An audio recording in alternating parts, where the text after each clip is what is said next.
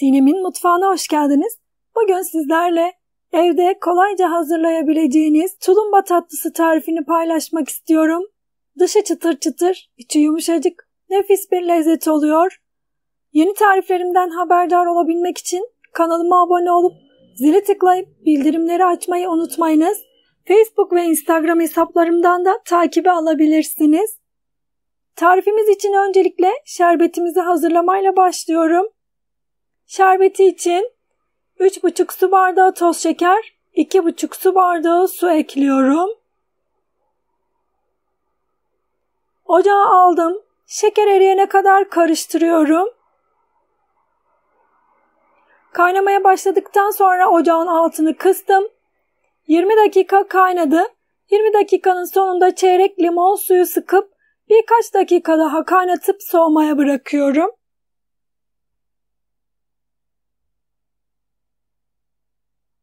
Şerbetimizi soğuk olarak kullanacağız. Bir tencereye 2 su bardağı su, 1 yemek kaşığı sıvı yağ, 1 tatlı kaşığı toz şeker, yarım çay kaşığı tuz ekleyip karıştırıyorum. Ocağın altını açtım. Su kaynamaya başladıktan sonra ununu ekliyorum. 2,5 su bardağı un ekleyip karıştırıyorum.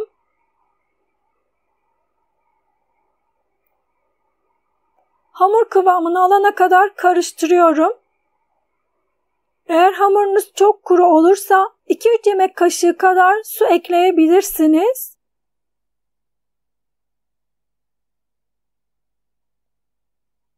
Karıştırdıkça zaten toparlıyor. 1-2 dakika kavurduktan sonra ocağın altını kapatıyorum.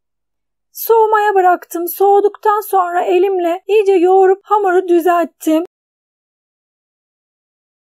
Bakın bu kıvamda bir hamur hazırladım.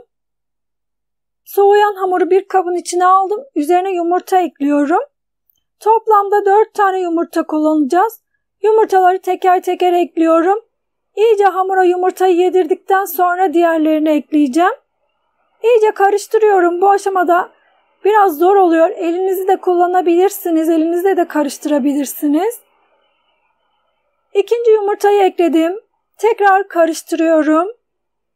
Hamur biraz mikserle çırpılacak kıvama geldikten sonra mikserle çırpmaya devam ediyorum.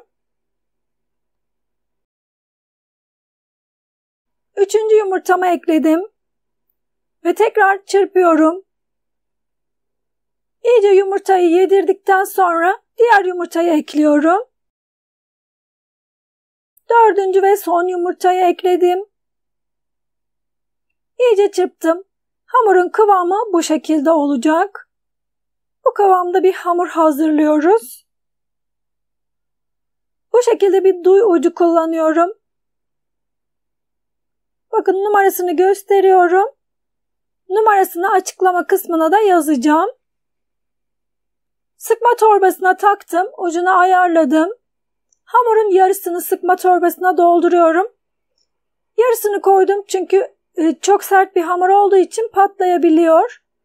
Öncesinde bakın sıkıp ayarlıyorum. Bu şekilde sıkacağız ve makasla keseceğiz.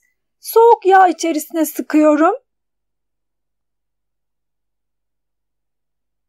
Yağımız kızgın değil. Ocağımın altı şu anda açık değil.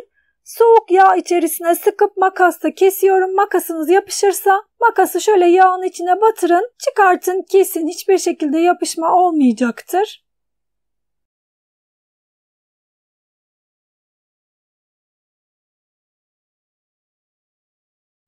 Bütün hamurları sıkıp hazırladım. Ocağın altını açtım.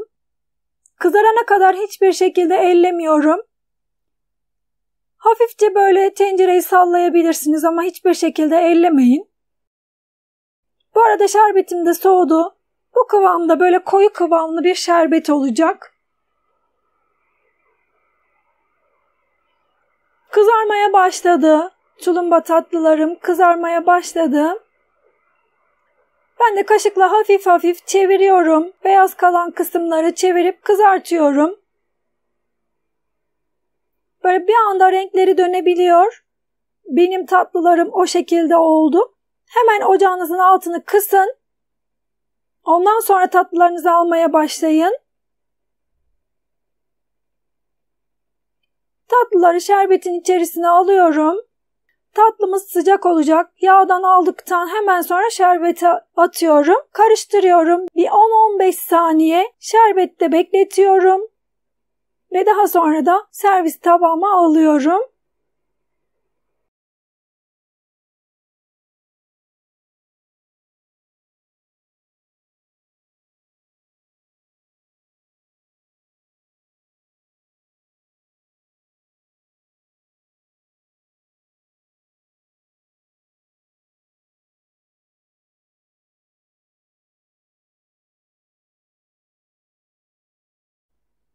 Dışı çıtır çıtır, içi yumuşacık, nefis tatlılarımız hazır. Deneyeceklere şimdiden kolay gelsin. Herkese afiyet olsun. İzlediğiniz için teşekkürler. Bir sonraki tarifimde görüşmek üzere. Hoşça kalın.